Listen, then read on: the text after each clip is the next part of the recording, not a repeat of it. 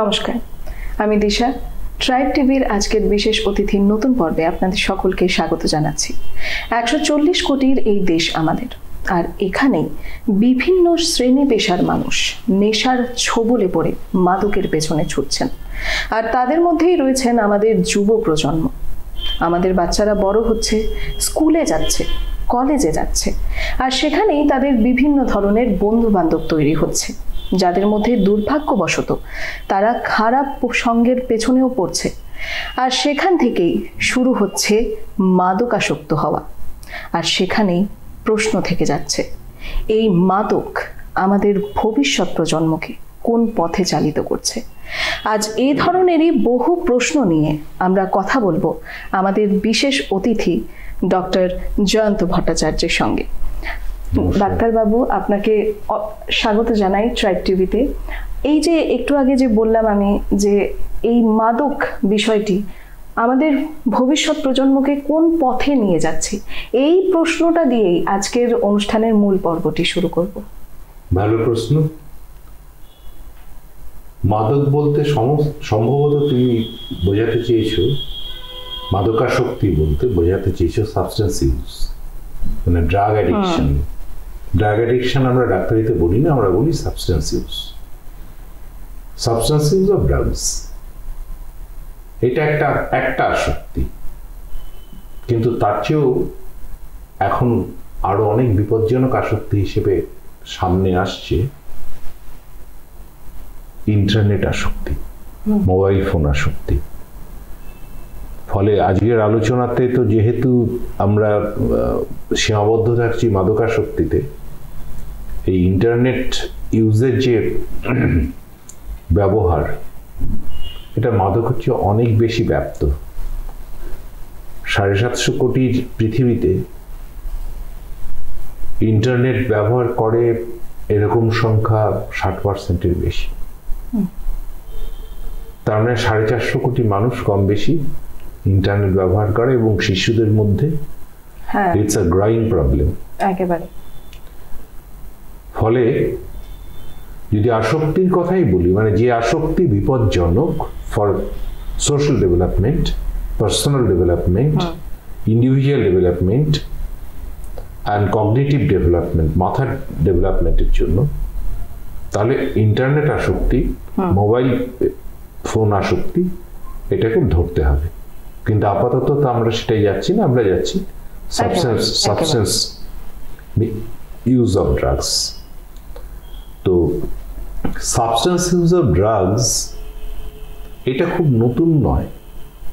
এটা আমরা যদি ভারতবর্ষের ক্ষেত্রে দেখি, আমি বিদেশের কথাই যাচ্ছিলাম, কমলাকান্তের দপ্তর বঙ্কিমচন্দ্রের, সেখানে কমলাকান্ত নিজেই অহিফেন সেবন করত, মানে ওপিয়াম, আফিং এবং গাঁজা ভারতবর্ষের ক্ষেত্রে অত্যন্ত প্রাচীন একটি নেশার দ্রব্য। এমনকি মেডিকেল কলেজে এক সময় একটা পার্টিকুলার রেঞ্জের মধ্যে গাঁজার প্রিপারেশন তৈরি করে সেটা অ্যানাস্থেটিক হিসেবে ব্যবহার করা হতো। খুব প্রাচীনকাল থেকে নেশার ব্যবহার রয়েছে। আমাদের ফোকাসটা হচ্ছে 2024-এর পৃথিবী এবং কবে থেকে এটা শুরু হলো। আমরা যদি খেয়াল করি তাহলে দেখব যে যখন আমেরিকাতে ভীষণ রকমের একটা সামাজিক অস্থিরতা চলছিল, কোল্ড ওয়ার, ভিয়েতনাম যুদ্ধ, এইসব সময় ওখানে মাদকাসক্তি ভীষণ বেড়েছিল, এবং খুব টপ সেলিব্রিটি বলে যারা এই টেলিভিশনের পর্দায় পরিচিত, নিউজ মিডিয়ায় পরিচিত, প্রিন্ট মিডিয়ায় পরিচিত, তখনও সোশ্যাল মিডিয়া এভাবে আসেনি, তারা মাদকাসক্ত ছিল। এটা খুব বহুল প্রচারিত। এবং এই মাদকাসক্ত সাদাদের মধ্যে যেমন ছিল, তার চেয়ে বেশি ছিল ব্ল্যাক এবং লাটিনোদের মধ্যে। লাটিনো মানে হচ্ছে লাটিন আমেরিকা থেকে যারা এসছে, তাহলে আমরা জাস্ট যেটুকু আলোচনা করলাম সেখান থেকে আমরা কয়েকটা জিনিস এক্সট্রাপোলেট করতে পারি। ফার্স্ট থিং হচ্ছে যে এই substance use of drugs, it's not new, it has got a history, a long history, at least 2000 বছরের তো বটেই, ভারতবর্ষের ক্ষেত্রেও এটা কম বেশি। এবং দোল বা ওই উত্তর ভারতে আমরা যেটাকে দোল বলি, ওরা কি যেন বলে, যাই হোক, মানে এই উৎসবে ভাঙের শরবত খাওয়া, এটাও তো একটা সাবস্টেন্স ইউজই, তবে ওটা ওই দিনের জন্য, এটা রেগুলার নয়।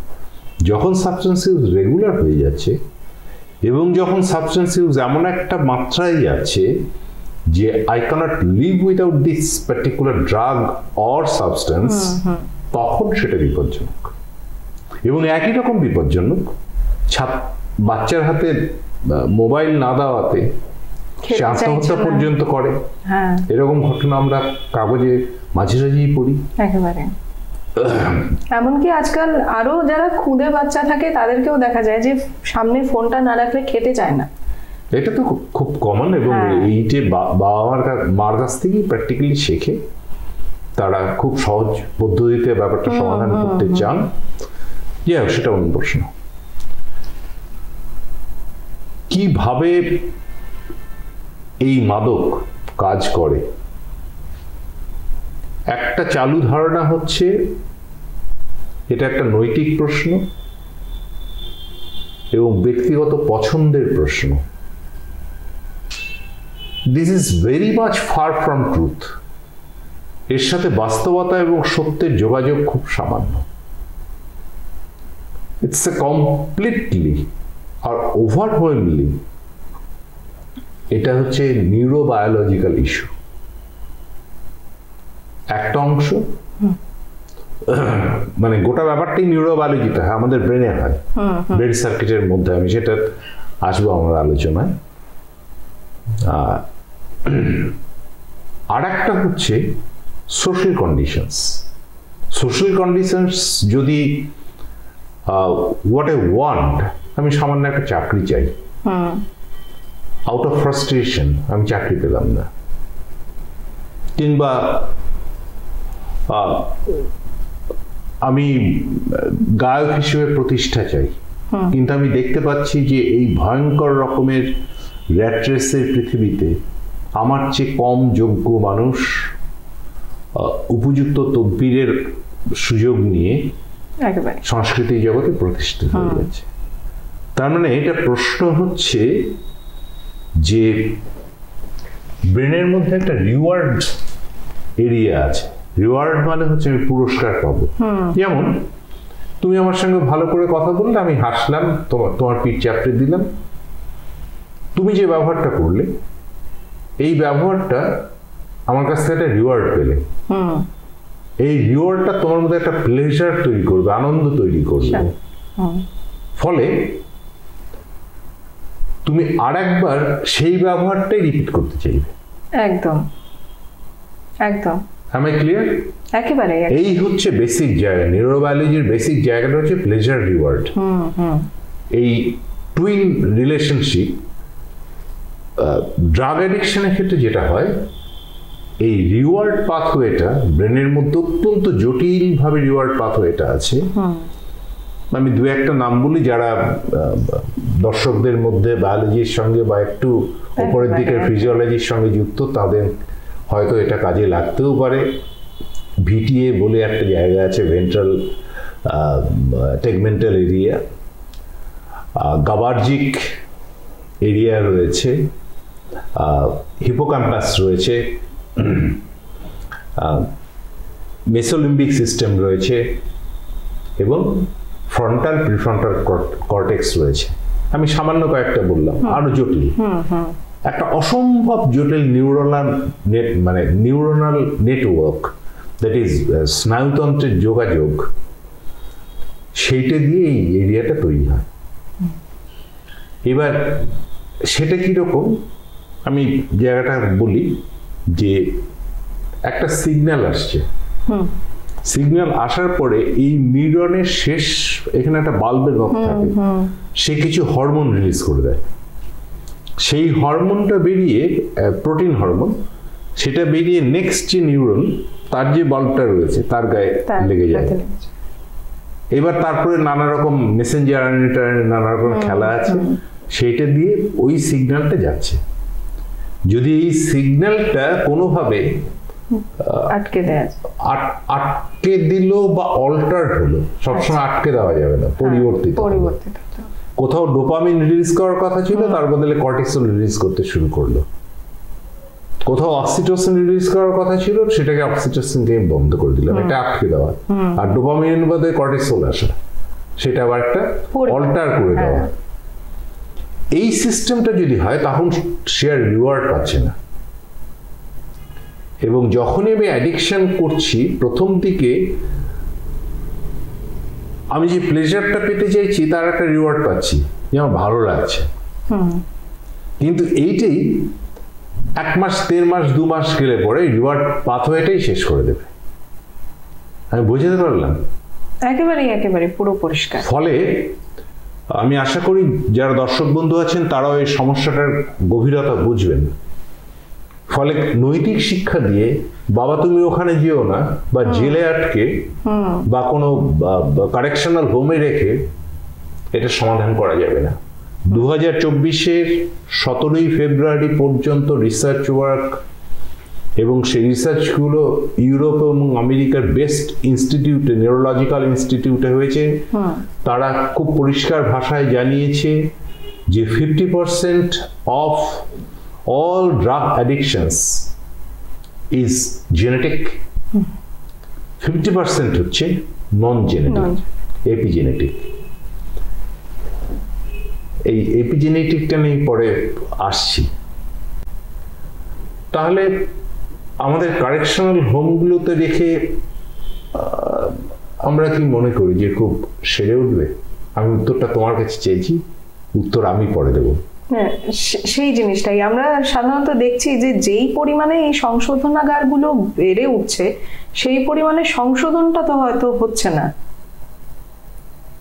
তাহলে বাস্তব দেখাচ্ছে যে ড্রাগ অ্যাডিকশন কমছে না। 100 জন বা 1000 জনের মধ্যে একজন হয়তো কখনো নর্মাল লাইফে ফিরে আসছে, বাকিরা নেই। এবং নর্মাল লাইফে ফিরে আসার পরেও সে আবার হয়তো হারিয়ে যাচ্ছে সেই ভিড়ের মধ্যে। কেন? স্বাভাবিকভাবে প্রশ্ন উঠবে কেন? একেবারে প্রশ্ন উঠবে যে ওখানে যথেষ্ট পয়সা খরচা করেনি, সেই জন্য। প্রশ্ন উঠবে যে ওখানে যে কেয়ার নেওয়ার কথা ছিল সেটা নেয়নি, সেই জন্য। No, it's not that. পৃথিবীর সর্বশ্রেষ্ঠ ইনস্টিটিউটের, নিউরোলজিক্যাল ইনস্টিটিউটের নিউরোবায়োলজিস্টরা এই সিদ্ধান্তে এসছেন যে ওষুধ দিয়ে এটার কোনো চিকিৎসা হবে না। কারণ ওষুধগুলো পার্টিকুলারলি কতগুলো এরিয়াতে কাজ করবে, যেমন ওই ট্রান্সমিশন এরিয়াতে কাজ করবে, তার মধ্যেও নির্দিষ্ট কিছু ট্রান্সমিশন এরিয়াতে সে কাজ করে। কিন্তু এই নেটওয়ার্কটা, এই রিওয়ার্ড সিস্টেম, রিওয়ার্ড নেটওয়ার্কটা একদম আমাদের এই ব্রেনের তলা থেকে শুরু করে এই পর্যন্ত যে জটিল একটা, মানে কি বলবো, যে সার্কিটের মধ্যে দিয়ে যায়, এই সার্কিটটা ভেঙে গেলে তখন সেখানে ওষুধ কাজ করতে পারে না। মানে এমন কোনো ওষুধ এখনো পর্যন্ত বেরোয়নি যে সবকটা সার্কিটে কাজ করবে। আমি একটা ছোট উদাহরণ দিয়ে বলি, তাহলে হয়তো সবার পক্ষে বোঝার সুবিধা হবে যে আমাদের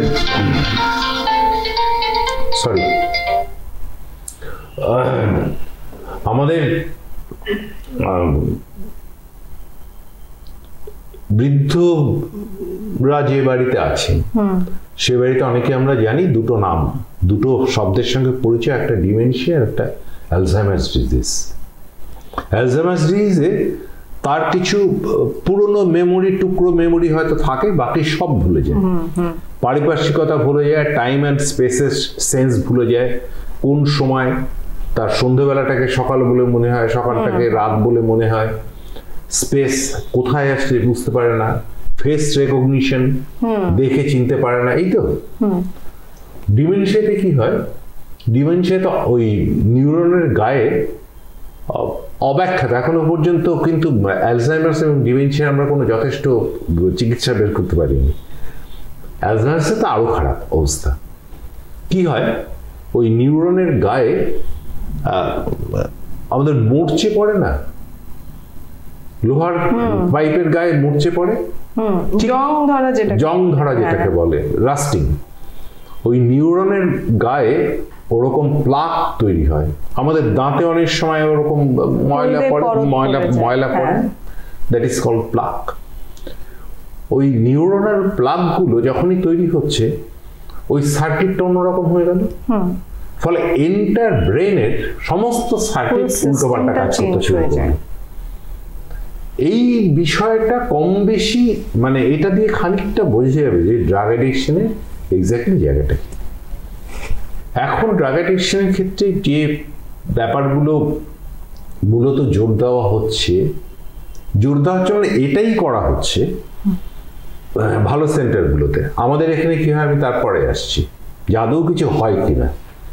একটা বিল্ডিং খাড়া করে রাখলে তো আর থাকার জায়গা হলো না, তাতে সমস্ত রকমের সুযোগ সুবিধা থাকতে হবে। যেটা করা হয় প্রথম হচ্ছে সিটি স্ক্যান।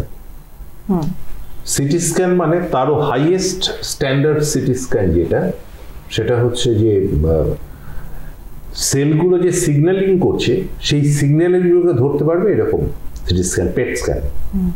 তার উপরেও আরো স্ক্যান আছে। যাই হোক, প্রথম হচ্ছে স্ক্যান, দ্বিতীয় হচ্ছে ব্লাড টেস্ট, খুবই sophisticated high level blood test, যাতে এই বায়োমার্কারগুলো মানে কোন কোন মার্কার বেরোচ্ছে রক্তে সেটাকে ধরতে পারে।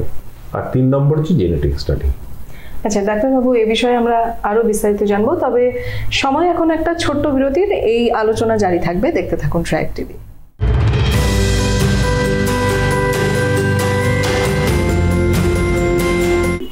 ফিরে এলাম বিরতির পর। আর আজকের বিশেষ অতিথিতে আমার সঙ্গে রয়েছেন ডক্টর জয়ন্ত ভট্টাচার্য, এবং আজ আমাদের বিষয়টি হচ্ছে গিয়ে এই যে আমাদের যুব প্রজন্মকে এই মাদকাসক্ত হওয়ার থেকে আটকানো কিভাবে সম্ভব, বা তাদের মধ্যে কোনো রকমের কোনো পরিবর্তন নিয়ে আসা যায় কিনা। তো ডাক্তারবাবু, আমার এই মুহূর্তে যে প্রশ্নটা হচ্ছে, এই যে আমরা যখন ওষুধ খাই, পেটের জন্য আলাদা ওষুধ, হজমের জন্য আলাদা ওষুধ, মাথার জন্য আলাদা ওষুধ, এরকম মানে শরীরের বিভিন্ন অঙ্গ প্রত্যঙ্গকে কেন্দ্র করেও আমাদের ওষুধগুলো ভ্যারি করছে। তো এই যে ড্রাগসেরও তো বিভিন্ন রকম রয়েছে, তো এই ড্রাগসের টাইপগুলো কি আমাদের বিভিন্ন এরিয়াতে গিয়ে কোনো রকমের কোনো কাজ করছে বা ক্ষতি করছে, এই ধরনের কিছু সম্ভাবনা রয়েছে? ভালো কথা। ড্রাগস যেগুলো বলছি আমরা, সেটা একটা সাবস্টেন্স। আমাদের মাথাটা অত্যন্ত সুরক্ষিত এবং গোটা মানে হেড অফিসের বড় বাবু, লোকটি বড় শান্ত সাধারণভাবে। একেবারে। তো এই অফিসের বড় বাবুর সঙ্গে নিচের তলার যারা রয়েছে সমস্ত অর্গানের, ওখানে পার্টিকুলার যে ক্যাপিলারি গুলো আছে, ওখানে একটা ব্লাড ব্রেইন ব্যারিয়ার তৈরি হয়, সবকিছুকে ঢুকতে দেয় না। অনেক ব্যাকটেরিয়াকে ঢুকতে দেয় না, মলিকিউলের সাইজের উপরে, অণুর সাইজের উপরে নির্ভর করবে তাকে ঢুকতে দেবে কিনা। এবার যেগুলোতে নেশা করা হয়, সেই ওষুধগুলোর মধ্যে ব্যথা কমানোর ওষুধ যে সহজে ঢুকতে পারে, ঘুমের ওষুধ সহজে ঢুকতে পারে, তারপর আফিং এর কিছু প্রোডাক্ট, ওপিওয়েডস, সেই ওষুধগুলো ঢুকতে পারে। এবং অদ্ভুত ব্যাপার যে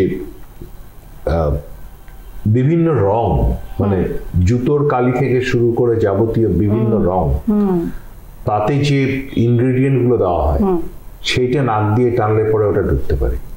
আচ্ছা, হ্যাঁ একেবারে। আমরা যেটা ছোটবেলা থেকেই শুনেছি, এই ডেনড্রাইটটা গমের মধ্যে যেটা দেয়া, ওটা ডেনড্রাইটটা খায় না, ডেনড্রাইটটা শোকে, হ্যাঁ সেটা ঢুকতে পারে। হ্যাঁ, এবার ঢুকে ওরা প্রথমে ব্লাড ব্রেন ব্যারিয়ার ক্রস করে গিয়ে, আমি এতক্ষণ ধরে যে আলোচনাটা করলাম, ওই প্লেজার রিওয়ার্ড সার্কিটের ওপরে সে কাজ করতে শুরু করে।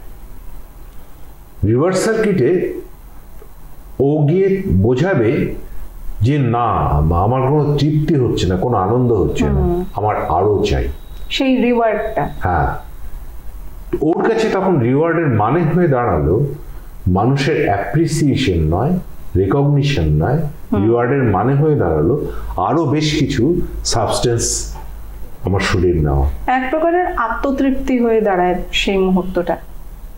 হ্যাঁ, আত্মতৃপ্তি মানে সেলফ ক্রেভিং, ইংরেজিতে আমরা বলি সেলফ ক্রেভিং। আমি আমার জন্যই হাহাকার করে মরছি, আমি ক্রেভ করছি যে ওই ওষুধটা না হলে আমার চলবে না। তার মানে স্বাভাবিক রিওয়ার্ডের যে ধরনটা, সেই রিওয়ার্ডের ধরনটা একবারে বদলে গেল, বদলে গিয়ে সেটা দাঁড়ালো ক্রেভিং এ। এইটা হচ্ছে সমস্যা। এইবার এই সমস্যার ক্ষেত্রে তোমার প্রশ্নের মধ্যে অনুত্তর যেটা থাকছে সেটা হচ্ছে যে কোনো ওষুধ দিয়ে কি এটাকে কমানো সম্ভব? আমি আমার আলোচনার শুরুতেই বলেছি যে না, এখন অব্দি কোনো ওষুধ বেরোয়নি। ইভেন আমাদের মতো দেশগুলোতে যে ওষুধ দিয়ে ট্রায়াল চালানো হয় সেগুলো অলমোস্ট অল বোগাস। ইউরোপ আমেরিকার সেন্টারগুলোতে, কারণ ওদের লেভেল অফ রিসার্চটা এমন একটা হাইয়ার লেভেলে রয়েছে, ওরা এত বেশি পার্টিকুলার, যেমন ওরা delta fos A delta fos B এই দুটো জিনকে বের করে ফেলেছে যে এই জিনগুলো বেশি করে এদের ক্ষেত্রে এই প্রভাবটা বিস্তার করে। তো এই অবধি যারা কাজ করছে স্বাভাবিকভাবেই তারা কি বলছেন তাদের রিসার্চে, এটা আমাদের কাছে বেশি গুরুত্বপূর্ণ। একেবারে যদি আমি আপ টু ডেট না থাকি তাহলে তো আমি আদিকালের সেই বহরমপুর জেলে বা কোনো মেন্টাল অ্যাসাইলামে যেরকম হতো যে প্রচন্ড পেটাও আর ঘড়া ঘড়া জল ঢালো, ঠিক ওইটাই তো তাহলে দাঁড়ালো। ওকে পাল্টা এমন মার মারছি যে যাতে ও নাকি ভুলে যাবে, ও ভুলবে না। ওর এইখানকার সার্কিটে, নিউরাল সার্কিটে এমন চেঞ্জ হয়ে গেছে যে হি won't forget, he will crave for that thing. বুঝতে পারলাম? স্বাভাবিকভাবে যে সংশোধনাগারগুলো আমরা তৈরি করেছি সেই সংশোধনাগারগুলো বেসিক্যালি তৈরি হয়েছে এদেরকে রেখে হুকুম করা, ডিসিপ্লিন অ্যান্ড পানিশ, শৃঙ্খলার মধ্যে আনো কিংবা শাস্তি দাও, এই। আর মাঝে মাঝে কিছু সাইকোলজিস্ট বা সাইকিয়াট্রিস্ট বা কোনো ডাক্তার গিয়ে দু একটা খসখস করে প্রেসক্রিপশন লিখে দিল। It's all nonsense. এইভাবে আদৌ কোনো চিকিৎসা সম্ভব নয়, এইভাবে তারা ফেরতও আসবে না।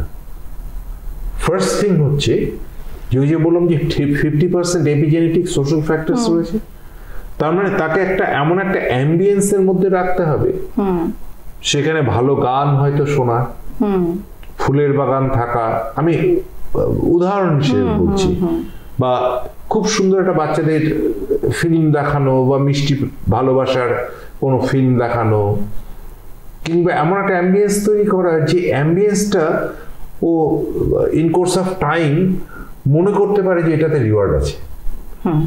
তার মানে ওর সেন্স অফ রিওয়ার্ড, যেটা ক্রেভিং ছিল, সেটাকে আমি আবার রিওয়ার্ডে আনার চেষ্টা করছি। কিসের উপর ভিত্তি করে? স্টাডি বলেছে 50% জেনেটিক, 50% নন জেনেটিক, এপিজেনেটিক, যেটা বাইরের সোশ্যাল এনভায়রনমেন্ট থেকে হয়। আমি শুরুতে বলেছিলাম যে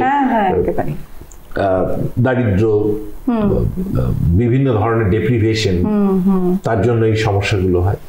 তো আমাদের এবং তার আগে অবশ্যই 3টে টেস্ট করে নিতে হবে। একটা হচ্ছে স্ক্যান, সিটি স্ক্যান, একটা হচ্ছে ব্লাড টেস্ট, বায়োমার্কারগুলোকে বুঝে নেওয়া, আর তারপরে জেনেটিক স্টাডি। আমাদের এখানে কোনোটাই হয় না। ফলে যে সংশোধনাগুলো রয়েছে, কারেকশনাল হোম রয়েছে, সেখানে আমি যদি ধরেও নিই যে সদিচ্ছার অভাব নেই, কিন্তু সদিচ্ছার জন্য যে উপাদানগুলো দরকার সেই উপাদানগুলোর অভাব বিলক্ষণ।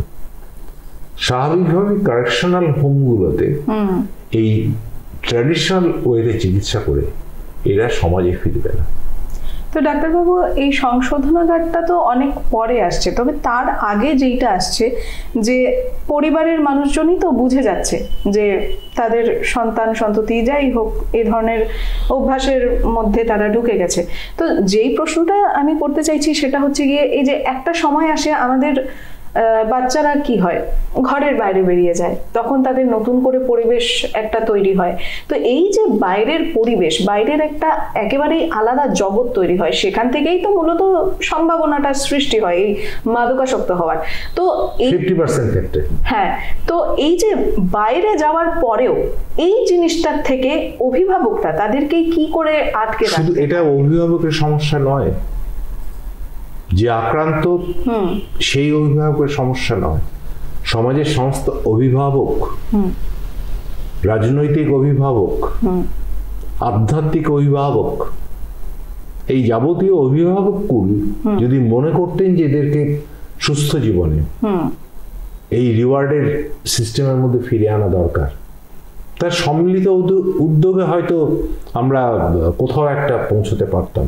কিন্তু যতক্ষণ না অভিভাবক বাহিনী এইভাবে পা ফেলছেন, ততক্ষণ পর্যন্ত I think nothing positive will be produced. এটা আমার শেষ কথা। তাহলে আপনারা আজ শুনলেন এই মাদকাসক্ত নিয়ে যে ধরনের বক্তব্য ডক্টর জয়ন্তবাবু রাখলেন, এবং আশা করছি এই সমস্ত কিছু আপনারা মেনে চলবেন এবং আপনাদের ভবিষ্যতেও কাজে লাগবে। আর ডাক্তারবাবু, আপনাকে বলতে চাই, আপনি আপনার এত ব্যস্ততম সময়ের মধ্যে থেকে কিছুটা অংশ আমাদের সাথে ভাগ করে নিয়েছেন, এর জন্য অসংখ্য অসংখ্য ধন্যবাদ। ধন্যবাদের কিছু নেই, এটা একটা সামাজিক দায়িত্ব। একেবারে এটা যদি কিছুমাত্র বার্তাও মানুষের কাছে পৌঁছয়, দুজন মানুষের কাছেও যদি বার্তা পৌঁছয়, আমি মনে করবো আলোচনাটা সার্থকতা আছে। একেবারে আপনাকে তারপরেও অসংখ্য ধন্যবাদ জানাচ্ছি। তোমাদেরকেও ধন্যবাদ যে এই আলোচনার একটা পরিসর তৈরি করেছে। সবাই ভালো থাকুন, নমস্কার। আর আপনাদের আমাদের দর্শকদের উদ্দেশ্যে বলে দিই, তো এই ছিল আমাদের আজকের বিশেষ অতিথির বিশেষ অনুষ্ঠান, এবং পরবর্তীতে আমি তিশা আরও একটি বিশেষ বিষয় নিয়ে এবং বিশেষ অতিথির সাথে নতুন করে কথা বলবো আপনাদের জন্য। ততক্ষণ আপনারা সবাই ভালো থাকবেন, সুস্থ থাকবেন এবং দেখতে থাকুন ট্রাইব টিভি। নমস্কার।